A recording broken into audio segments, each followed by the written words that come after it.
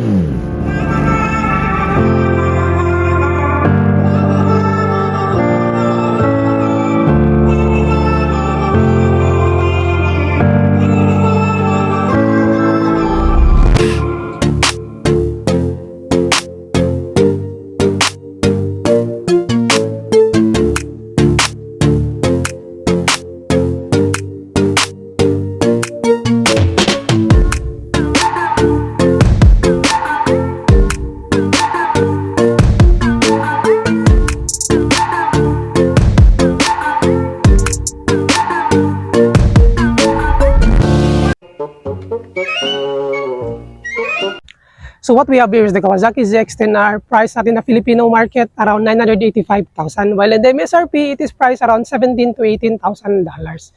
So as much as possible, I want to make this review short because we don't have enough time to do an in-depth review. So one nice thing about the Kawasaki ZX-10R is it is one of the cheapest sports bike that you can actually buy right now in the market. If you compared it with the Yamaha, Honda, Aprilia, so on and so forth. But it does not mean that this machine is not a formidable one. Because in the WSBK, at the hands of Jonathan Rio, the Kawasaki ZX-10R is the reigning champion around 6 or 7, if I'm not mistaken. The WSBK is second of the largest motorcycle sportsmanship if you compared with the MotoGP.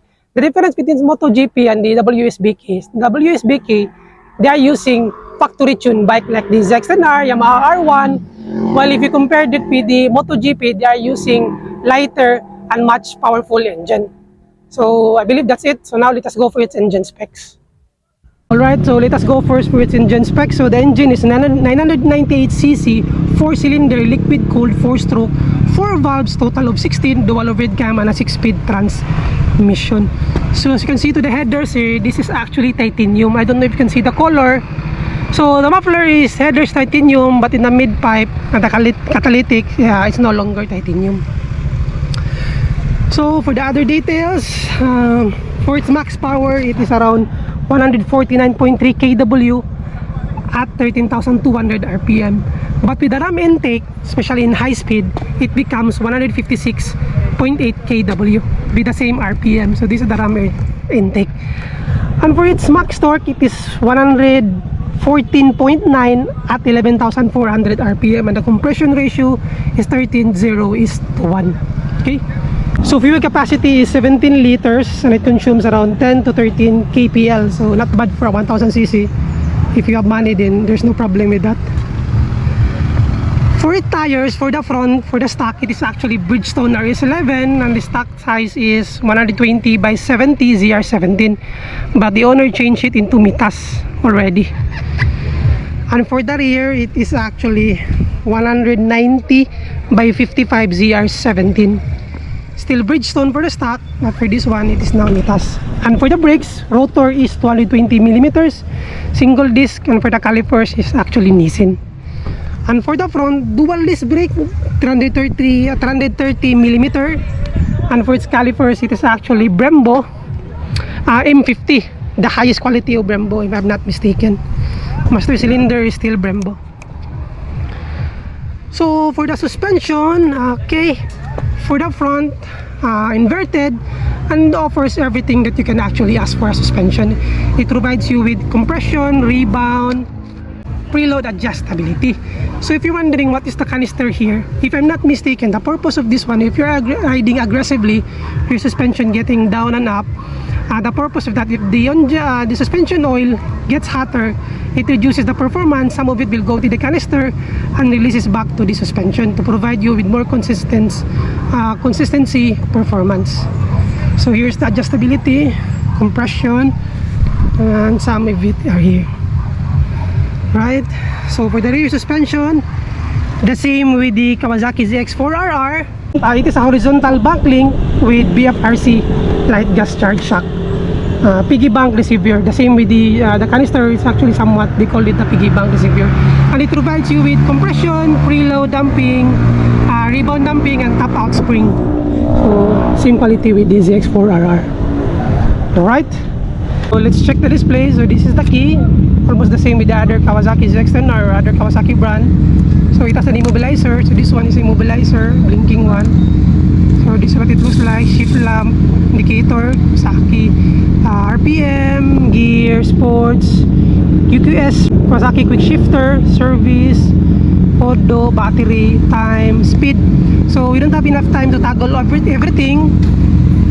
So maybe in the next time. So this is the passing light, high beam, modes, turning indicators, reset, hazard, ignition, select.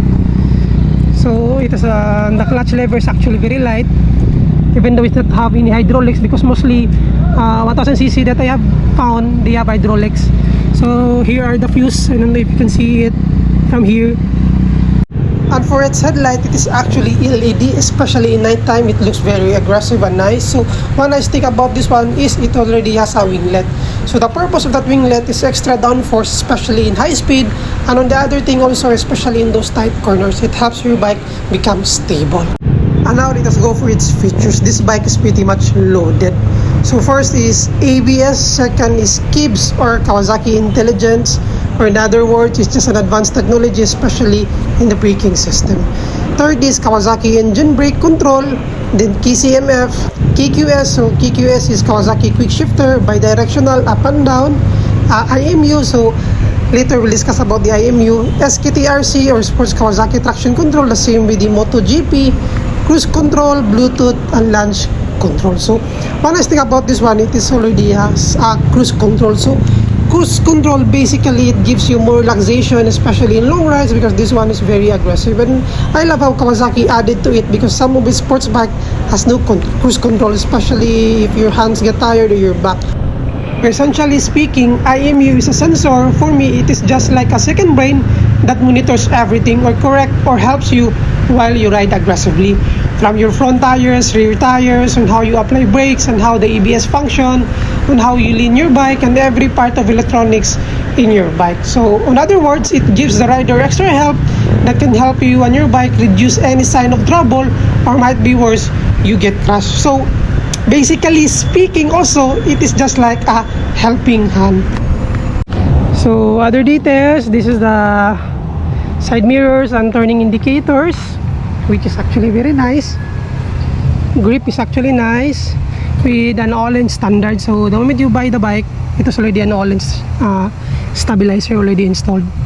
So brakes are Brembos. Okay, quality of plastic is nice. Tank is metal, which is actually pretty nice. Seat quality is nice. I think everything on this bike is actually very nice. If you compared it with the Yamaha R1, the Yamaha R1 is much more aggressive and much more torquey. I forgot to include the bore and stroke. It is actually 76 by 55 mm. So now, there are a lot of liter bikes out there, sports bike to be exact, but not the same with the ZX-10R. That makes it more friendly to its rider. When you start with the basic components, you compare it with the other sports bike, they are more race-oriented or race-focused, that they become less enjoyable in the street. If you are buying this kind of category, you are essentially wanting to experience a race type of bike with a very good track record in the WSBK, and also to be able to enjoy it in and out of a track or long ride. So I applaud Kawasaki for that, for providing it with cruise control. The Kawasaki ZX-10R is just not, an ordinary money for value bike. It actually provides you with different variety of options. So for its riding modes, it has sport, road, rain, and rider. For the rider, it is customable. And power modes also, it can be changed to F and L, or full or low.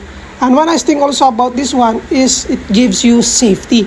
Like for example, traction control, it has 5 levels, so 1 to 5. That can be adjusted depending on your preference. So let us go for its dimension. So again, I am 5'11". Seat height is 835mm. Curb weight is 207 kg. And for its ground clearance, it is actually 135mm. So this is the point of view if you're using the Kawasaki ZX-10R. So I'm 5'11" again. So for me, I felt like this bike is more for the height basis. Filipino can do it around 5'5". Actually, it depends on your experience. But if you're much shorter rider, then it's much better, especially in the aerodynamics, because you can actually tuck in or do an attack position. So it's not that aggressive if you compared it with the Yamaha R1. Like I said earlier, Yamaha R1 is much more aggressive, and for the ZX-10R, it is much more docile or submissive. But don't worry, because it has a very formidable engine, very powerful, especially in the hands of a very good rider.